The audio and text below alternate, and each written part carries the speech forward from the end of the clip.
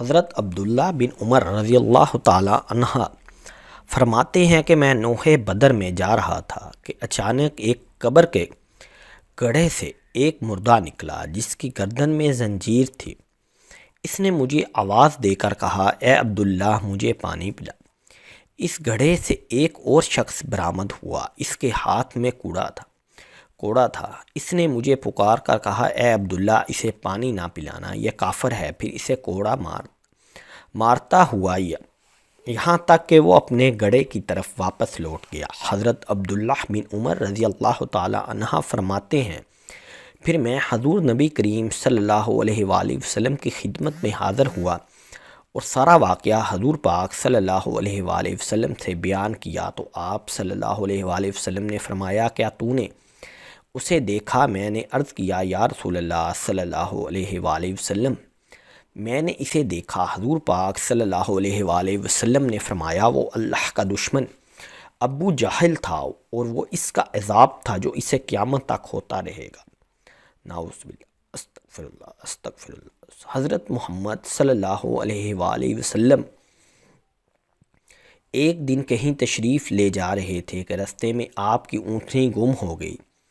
زید بن سلت نامی ایک منافق نے کہا، محمد صلی اللہ علیہ وآلہ وسلم اگر نبی ہیں تو اپنی اونٹنی کے متعلق کیوں نہیں بتا دیتے کہ وہ کہاں ہے؟ ویسے تو ان کا دعویٰ ہے کہ وہ آسمان کی باتیں بتاتے ہیں مگر وہ اپنی اونٹنی ہی کی خبر نہیں رکھتے۔ حضور کریم صلی اللہ علیہ وآلہ وسلم کو اس بات کا پتہ چلا تو آپ نے فرمایا، فلاں شخص میرے متعلق ایسے کہتا ہے، حالانکہ مجھے اللہ تعالیٰ جس بات کی خبر دیتا ہے میں اسے جانتا ہوں، اور میں اپنی اونٹنی کے متعلق بھی جانتا ہوں کہ وہ کہاں ہے۔ میری اونٹنی فلاں وادی اور فلاں گھاٹی کے پاس کھڑی ہے اور اس کے نکیل ایک درخت نے پکڑ رکھی ہے۔ سبحان اللہ، سبحان اللہ، سبحان اللہ۔ یعنی اس کی نکیل ایک درخت سے اٹکی ہوئی ہے۔ سبحان اللہ، سبحان اللہ۔ اور اونٹنی وہیں کھڑی ہے، جاؤ اسے وہاں سے لے آؤ۔ چنانچہ صحابہ کرام گئے اور اونٹنی کو وہیں کھڑے پایا اور اسے لے آئے۔ سبحان اللہ، سبحان اللہ۔ جنگ فارس میں ایک قلعہ کو مسلمانوں نے گھیر لیا اور مجوسی اس کے اندر محصور ہو گئے۔ اس قلعہ میں ایک حسین عورت تھی۔ اس عورت نے مسلمانوں کے لشکر میں ایک حسین مسلمان کو دیکھا اور اس پر فریضہ ہو گئی۔ اس عورت نے اپنا ایک قاصد بھیجا تاکہ وہ اس مسلمان کو اس عورت کے پاس لے آئے۔ قاصد نے جب اس شخص کو اس کا پیغام دیا تو وہ بولا کہ تم اسے جا کر کہہ دو کہ تم اپنی ظاہری اور باطنی قلعہ صرف خدا کے لیے ہمارے سپرد کر دے۔ عورت نے جواب دیا کہ ظاہری قلعہ تو میں سمجھ گئی مگر باطنی قلعہ کو میں نہیں سمجھ، اس سے کیا مراد ہے؟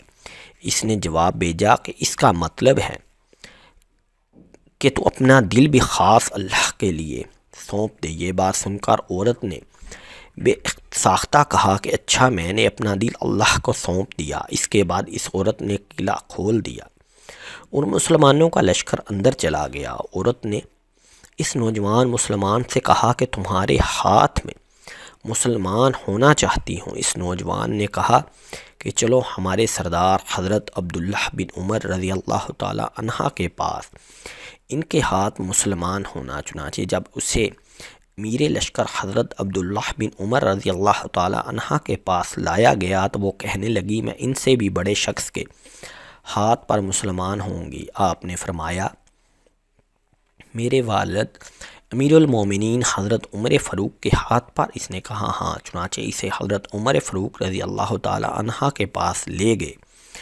اس نے حضرت عمر رضی اللہ تعالی عنہ سے پھر یہی کہا کہ میں آپ سے بھی بڑے شخص کے ہاتھ پر مسلمان ہوں گی۔ حضرت عمر رضی اللہ تعالی عنہ نے فرمایا، اسے حضور کریم صلی اللہ علیہ وآلہ وسلم کی قبر انور پر لے چلو۔ چنانچہ اسے روضہ انور کے پاس لایا گیا۔ اس عورت نے جو ہی قبر انور کو دیکھا، کلمہ شہادت پڑھ کر اسی وقت جان دے دی۔ سبحان اللہ، سبحان اللہ، سبحان اللہ۔